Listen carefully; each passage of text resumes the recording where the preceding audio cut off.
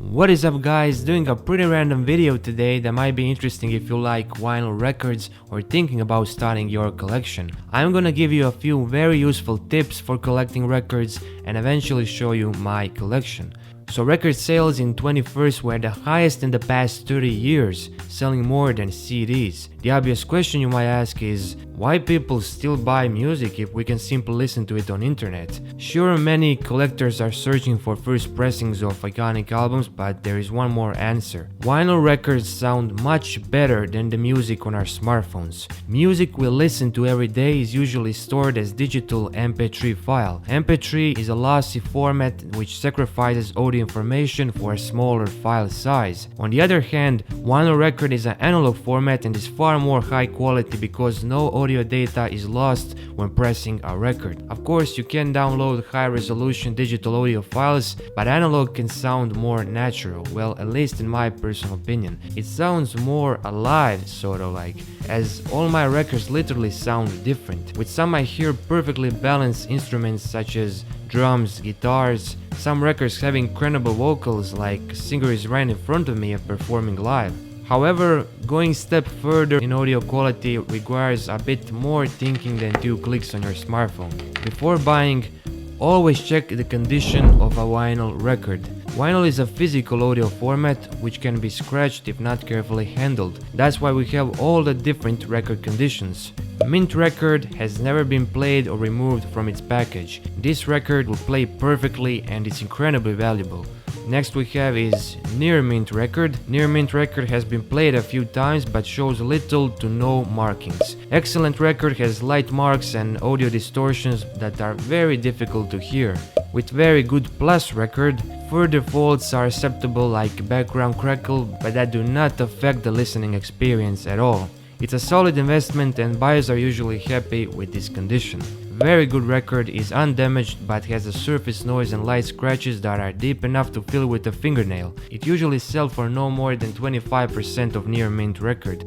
Conditions below this I wouldn't really recommend. Good record seems positive, but G grade for record means usually poor quality. It has a significant surface noise and a ring wear to the point of distraction. Trying listening to the poor and fair condition records will be a disturbing experience for both you and your turntable.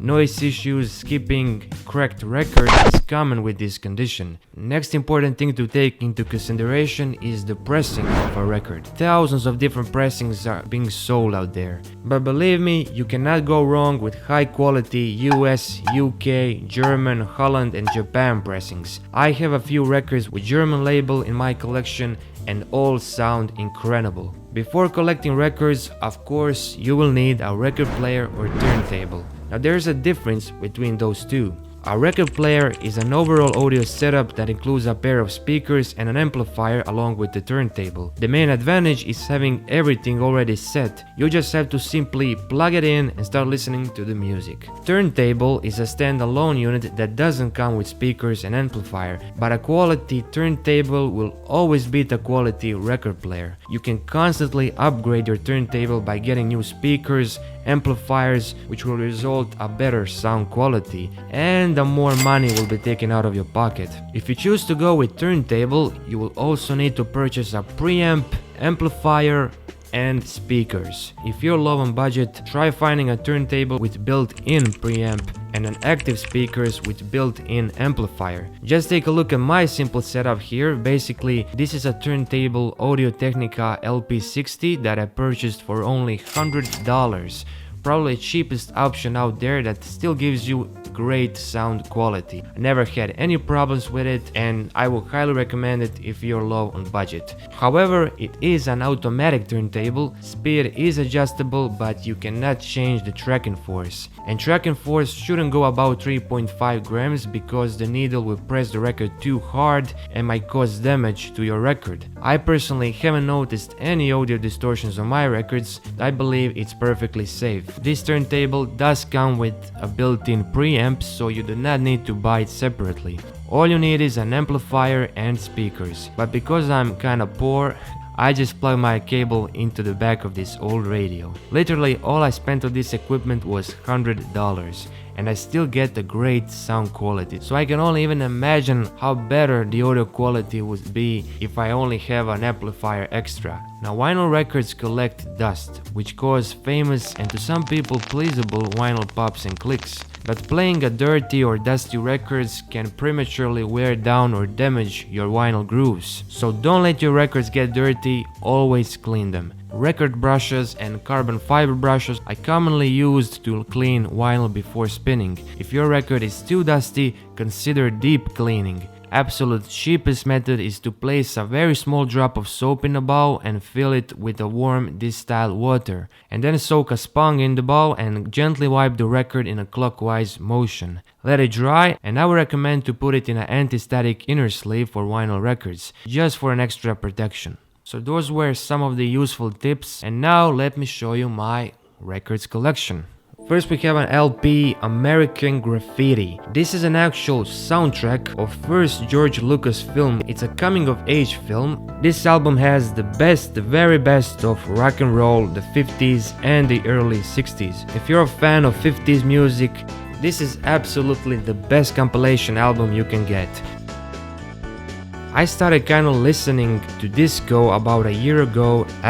If you like Boney M, this is a perfect album that includes songs like Ma Baker. Have you ever seen The Rain? This is the song that's originally written by Creedence Clearwater Revival, and you have some other great songs like Motherless Child here.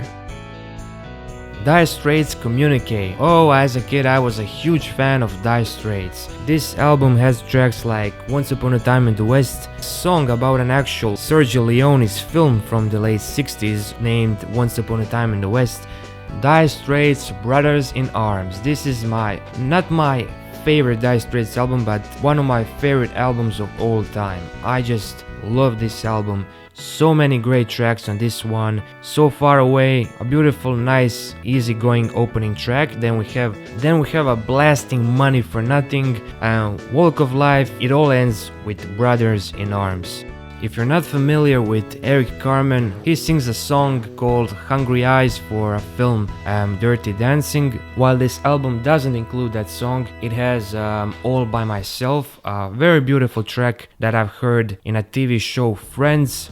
Genesis Invisible Touch. She seems to have an invisible touch. I first heard about these songs when I was watching Miami Vice. This album has some great tracks. The opening, Invisible Touch. Land of Confusion is a great track. Into Deep is a song I first heard in a film called American Psycho with Christian Bale. Yeah, it's a pretty good album.